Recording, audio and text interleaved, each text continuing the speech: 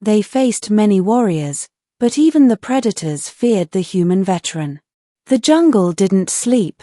It breathed. It whispered. Every rustle, every chirp, every splash of rain on thick leaves was part of its endless heartbeat. Yet tonight, beneath the weight of darkness, the jungle's rhythm faltered. Something else moved in the shadows, something that didn't belong. The hunters had arrived. Towering, masked, their armor gleaming faintly under moonlight, the predators had hunted across galaxies. They took trophies from soldiers, beasts, even machines. They knew no equal. Yet the clan's latest target had unsettled even them. A human. Old, scarred, alone. Sergeant Marcus Kane. The veteran. Kane wasn't the kind of man the predators usually sought. He wasn't in his prime, wasn't leading an elite squad, wasn't wielding state-of-the-art gear. His rifle was battered, its paint stripped by years of grit and weather. His machete was military issue from another war entirely. But Kane had something far rarer than youth or technology, survival written into his bones. He had survived deserts where the sun cooked men alive. He had survived frozen tundras where even fire froze if you weren't careful. He had fought in jungles, cities, caves, and wastelands.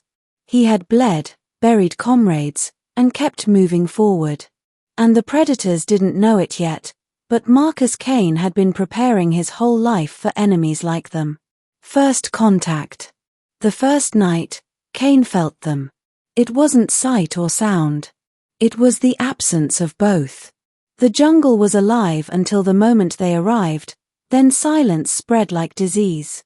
He had been cutting through vines, machete steady despite the ache in his shoulders, when the hairs on his neck bristled. He didn't look up. Didn't move fast. He simply crouched, knelt in the mud, and let instinct guide him. A faint shimmer above the tree line confirmed it. Cloaked hunters. Most soldiers would panic. Fire blindly. Run. But Marcus exhaled slowly, smearing more mud across his skin and armor, dulling his outline. He slid into the undergrowth, vanishing into the earth's shadow. Hours passed, and they never caught him. One predator eventually dropped low, scanning the trail Kane had left behind. It was cautious, patient, yet when it reached a pile of disturbed leaves, the ground gave way. A crude snare Kane had built earlier snapped shut, dragging the alien halfway into a pit lined with sharpened stakes. The predator roared, tearing itself free, but its thigh bled bright green. The first blood drawn belonged to them. Ghost of wars passed. While he moved through the jungle, Kane's mind wandered. Every war left a mark. He remembered Afghanistan, the weeks of silence, crouched beneath broken walls, waiting for insurgents who never came. He remembered the screams in South America, comrades torn apart when ambushes went wrong. He remembered the cold in Eastern Europe, frostbite gnawing at his fingers until only pain kept him awake. Each memory was a scar carved deeper than the ones on his flesh. And each taught him something the hunters couldn't understand. Survival isn't about strength. It's about patience. About knowing when not to move. And Marcus Kane was patience made flesh. The hunters' doubt. By the second night, the predators grew restless.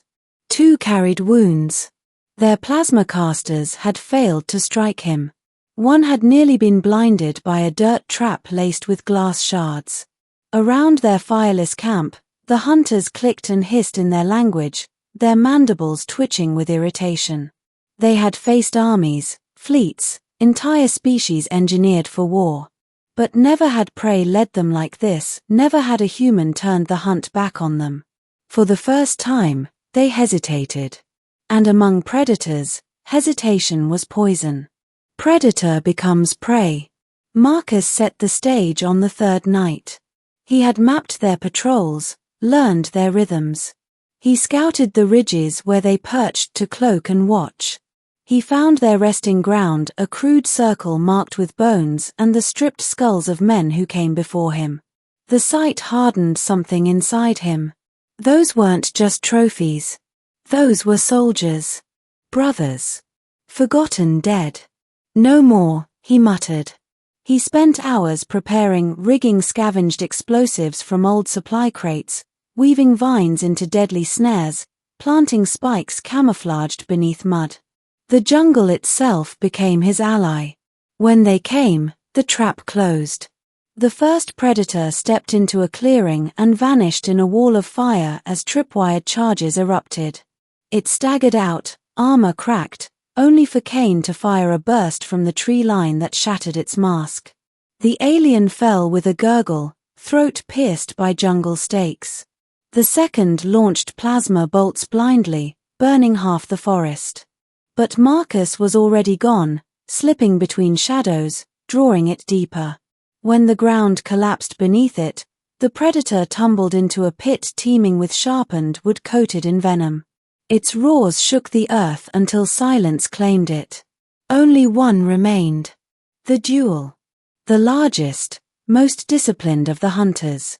Its armor bore marks of many kills, its mask carved with ritual etchings. It understood what the others hadn't. This wasn't prey. This was a rival. So it removed its mask. The mandibles spread wide, clicking in fury as it stepped into the clearing where Marcus waited. No cloaking. No ranged weapons. Just the hunter's wrist blades and the veteran's machete. For a moment, silence stretched. Two warriors, bound by unspoken respect, acknowledging each other. Then they clashed. The predator swung with feral strength, blades cutting air like lightning. Marcus dodged, parried, redirected, his reflexes slower than in youth but sharpened by decades of combat. Sparks flew as machete met alien alloy. The fight was brutal. Kane's arms ached with each strike. The predator's speed was relentless, its strength inhuman. Yet Marcus didn't falter. He waited. Studied. Adapted. At last, he dropped to one knee, gasping, as if exhaustion had claimed him. The predator lunged, certain of victory. That's when Marcus pulled the pin on the grenade clipped to his vest. Surprise, he whispered. The explosion tore the clearing apart. Fire and shrapnel engulfed the predator, its scream ending in a thunderous silence. Marcus was thrown back, chest scorched, ears ringing. He coughed, staggered, and forced himself to stand. The jungle was quiet again. Aftermath. Smoke drifted through the trees. Charred armor and shattered bones lay scattered where the hunters had fallen. Kane limped forward, ribs aching, and picked up the last predator's broken mask. He studied the scorched metal, then let it drop into the dirt. He didn't need trophies. He wasn't proving himself to anyone. But the message was already carved into the night. The predators had faced many warriors, samurai, Vikings, modern commandos, beasts from worlds beyond human imagination. They had collected skulls, mounted trophies, and declared themselves unmatched. Yet now, in their whispered legends, there would be one name spoken with caution. The human veteran. The one they feared. Marcus Kane. And as he vanished once more into the jungle, the night seemed to exhale, the heartbeat of the earth resuming. But somewhere, beyond stars and galaxies, the hunter's clan would remember. And they would know that not all prey can be hunted.